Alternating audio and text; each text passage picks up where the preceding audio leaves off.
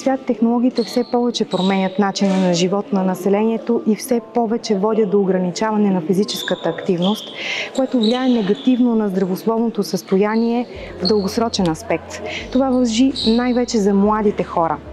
А обездвижването се превръща в проблем, който в никакъв случай не трябва да се неглижира. Статистиката показва тревожни факти, свързани с разпространение на наднорменото тегло и затлъстяването сред подрастващите и младежите в някои страни. Затлъстяването сред децата у нас е 24%, а с наднормено тегло са 58%. По първия показател България се нарежда на 4-то място, заедно с Германия, след Съединените американски щати, Мексико и Великобритания. Според данни на Европейския конгрес по затлъстяване в Прага, България е на 5-то място в Европа по честота и тежест на детското затлъстяване, което налага засилване на фокуса върху превантивните мерки в това отношение още в най-ранна възраст. В същото време България е сред страните, в които децата прекарват най-много време пред телевизора, компютъра или други дигитални устройства – над 25 часа на седмица. Всичко това утвърждава двигателната култура, правилното хранене и психическото здраве като алтернатива на посочените проблеми и решение за това как децата ни да растат здрави. Не ми казвай как живея, кажи ми как ядеш. В България затлъстяването на младите хора е много високо. В последните 4-5 години се е качило наистина ужасно много. Това са бъдещи болни. Означава, че на 35 години започваш да взимаш лекарство за кръвното, на 25 започваш да взимаш метформин, защото имаш инсулинова резистентност.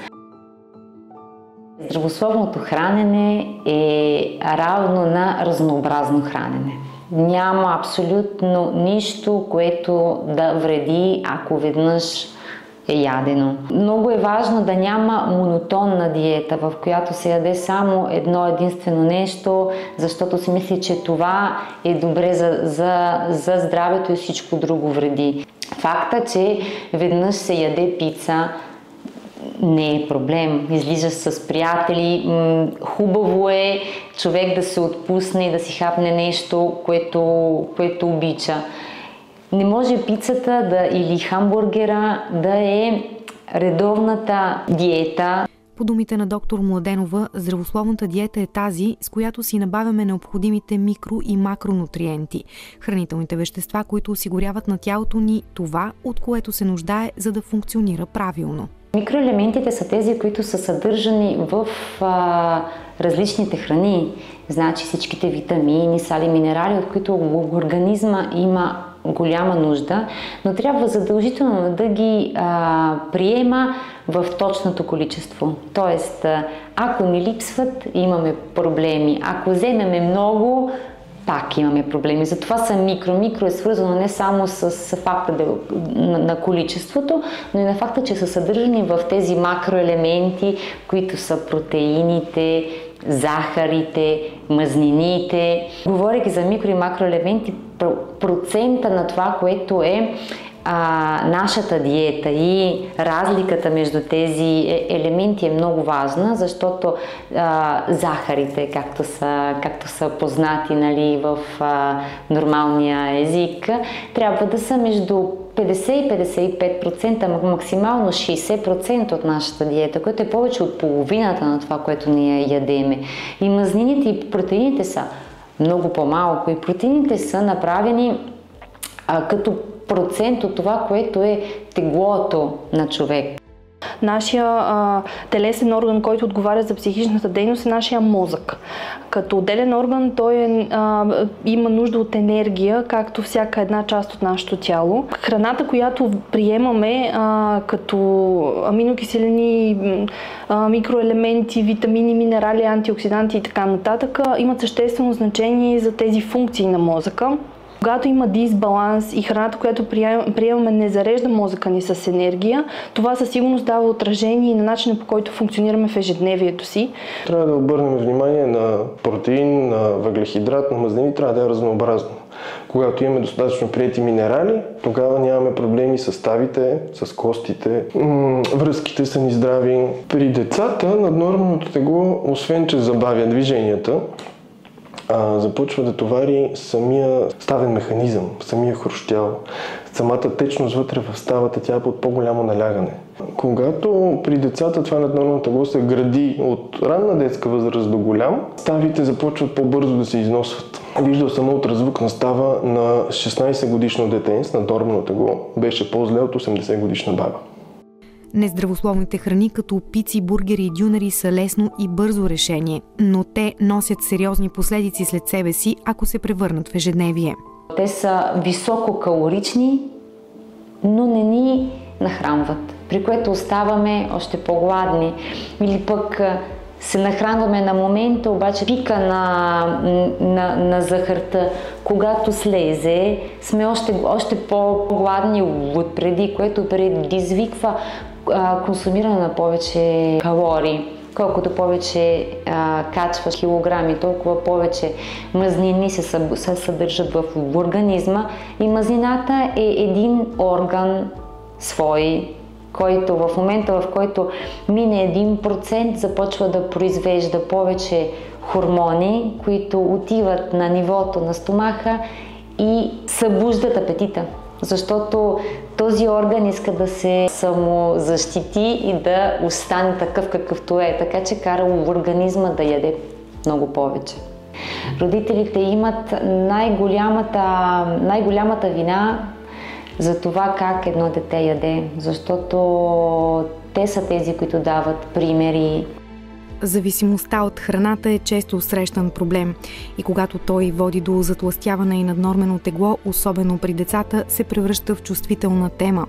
Затова е важно към това да се отнасяме с разбиране, да сме съпричастни и да помагаме да се преодолее проблема.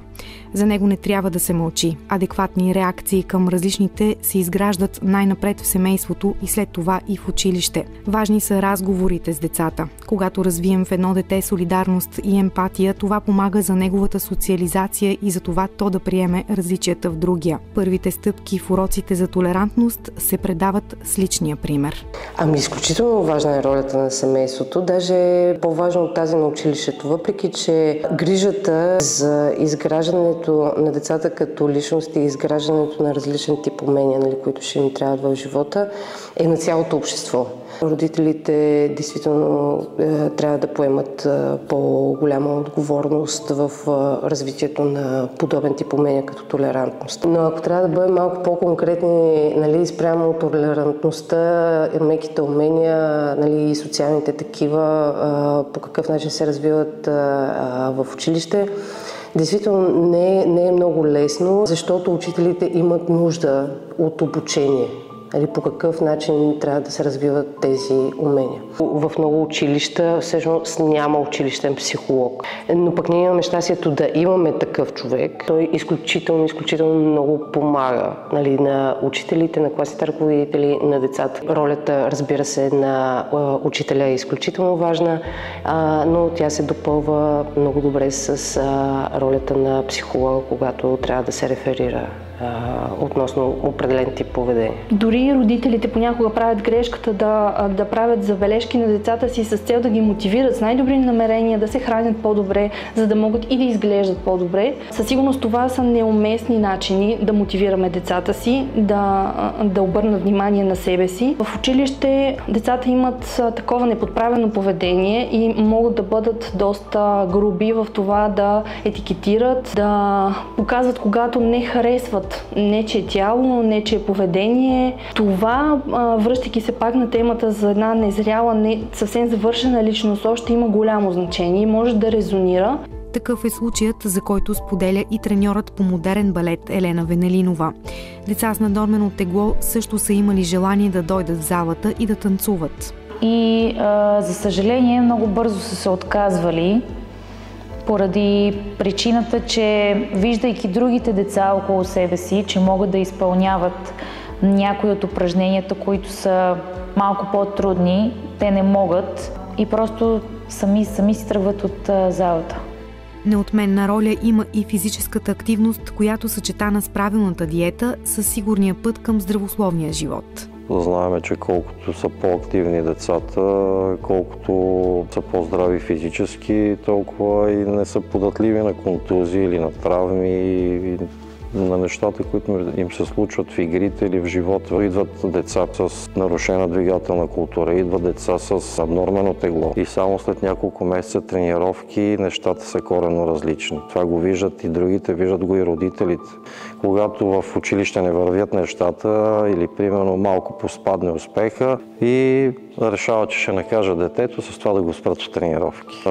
Едно време моят треньор обясняваше, ако имаме математика, нали, може да пропуснем сега 1-2 дена или там 1-2 урока, ама ще седнем, ще научиме формулите, нали, наизуст. Обаче, ако пропуснем 2 или 3 тренировки, после няма как да направим 2-3 тренировки наведнъж, за да ги наваксаме. И затова се опитваме да го предадем и на родителите, че тренировъчният процес е планиран и е последователен и не трябва да се прекъсва. Дали вече социалните мрежи са силно развити и децата следят всичко, какво се случва и виждат тези, които вече тренират, че постигат успехи, печелят медали, ходят на състезания. Съответно, всеки иска да бъде шампион, иска да бъде победител и това им е мотивацията да дойдат в залата, както на децата, така и на родителите. Много е важно да се обърне внимание на децата в ранна възраст да започнат да спортуват и да може екранното време да се намали горе-долу до минимум. Когато детето стои много пред компютъра, първия половин час стойката е горе-долу окей. След този половин час почваме вече да си качваме краката на бюрото, да лягаме по стола, да се подпираме както намери за удобно, защото просто се изморява. Наклона на главата към телефона е много определящ за стойката на врата. Една наклонена глава около 20 градуса тежи 4-5 пъти собствената тежест на самата глава. Почти всички хора имат минимални гръбначни изкривявания. Няма някой, който да е с 100% прав гръб. Вече когато минем от първа към втора степен изкривяване, започват проблемите. Болките в гърба, в гръдния кош. Боли ме, примерно, като поема дълбоко въздух, ме боде. В повечето случаи шиповете, хората си мислят, че аз съм предразположен. Не, това е начинът на хранене. А ако една храна действа на организма окисляващо или неутрално, при неутралните храни няма да има натрупвания, но при окисляващите се натрупват калции или калциеви кристали по ръба на ставите. Всички тези негативни последици могат да бъдат предотвратени. Пример за това е Виктория Петрова, която успява напълно да промени начина си на хранене и живот.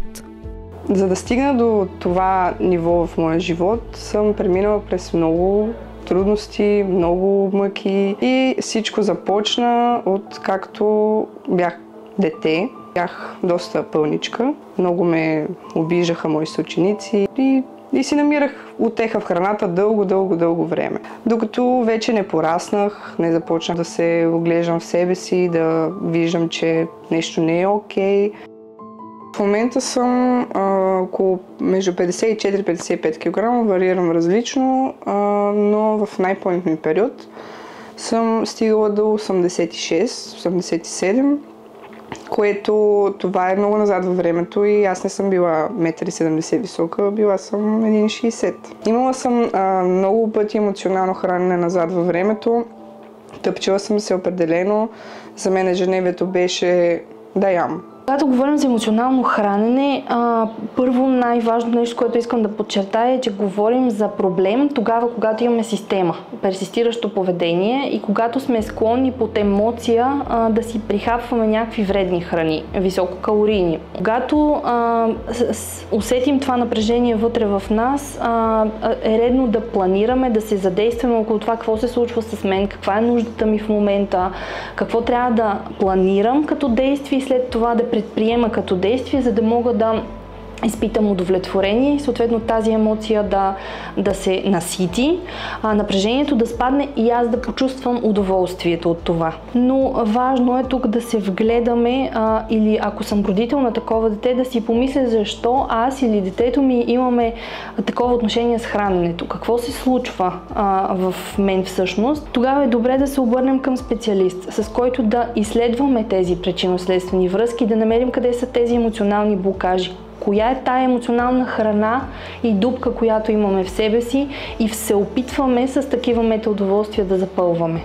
Хранителните разстройства са сериозна тема, която не е за подценяване. Хранителните разстройства са в много широк спектър. Като започнем от такова поднормено тегло с елементи на недохранване до онази другата крайност, която е свързана с тъпкане с храна и много наднормено тегло. Естествено е, че нито едно от двете, нито психически, нито физиологично е добре. И първо това са медицински състояния, които изискват медицинско наблюдение и системна психотерапевтична работа. Защото в основата на хранителното разстройство са залегнали и дълбоки емоционални проблеми, които са свързани много тясно с ниска самооценка, с страх от отхвърляне, с усещане за необичане. Тук в основата лежи моето отношение към света, минава през отношенията ми с храната. То е някакси символно за това как отношенията ми с хората са много изкривени през призмата за храненето, темата за броене на калории. Хората с хранителни разстройства, темите им в ежедневието са натрапчиво свързани с храната, с броене на калории, много обвързани с това как изглеждам, нехаресване на тялото, как ми стоят дрехите. Има и една такава нова тенденция за свръх контрол над храната, тя да е висококачествена по някакви си критерии, да е под определен режим или свръх часове прекарани в фитнеса, много силно натоварване, изграждане на някакви изваяни тела, които трябва да се поддържат с изключително големи усилия, едва ли не някакси живота ти да се върти около това. Едно дете, което има наднормено тегло, може да бъде не толкова говорещо, колкото затворено и потиснато и изпитващо срам, често много обличане има, опит за скриване на тая телесна маса. В живота ми съм предприемала много диети, съм минавала през какво ли не само и само за да мога да отслабна, но съм имала периоди, които съм се хранила на ден с половин маруля и с една ябълка. Ставало ми е лошо, имам и припадания. Може би така си мислех, че е по-лесният път. Когато си млад или още повече си малък и организмът ти още расте, риска да си на неподходяща диета, в неподходящия момент може да ти спре растежа. Защото ние растем в определен период от време. След това не се рекуперират данните, които могат да се направят на тези години. Ти можеш да се храниш много обилно, стига всичко да е в норма, да имаш нужния калориен прием за деня и пак да отслабваш и като включиш отделно и трениране, да е един процес, който може да бъде да ти носи щастие. Трябва много да следиш как се храниш, защото всички болести идват оттам. Затлъстелите хора са много по-склонни към всички болести, отколкото хората, които водят по-здравословен начин на живот. Аз съм била и в двете позиции, и като човек с наднормено тегло, и като човек с нормално тегло. И всеки си прави всеки ден избора как да изглежда и дали да е здрав. Аз избирам да съм здрава. Обездвижването се оказва най-страшната болест на 21 век и то причинява смъртта на 500 000 европейци всяка година, според доклад на Световната здравна организация. Всички проистичащи последици от заседналия начин на живот, като хранителни разстройства и редица други сериозни заболявания, трябва да провокират общественото внимание. Жертвите на обездвижването често се превръщат в асоциални личности и се нуждаят от специална подкрепа, от приобщаване, разбиране и толерантно отношение. Превенцията и изграждането на навици от най-ранна детска възраст за водене на здравословен начин на живот са отговорност на цялото общество.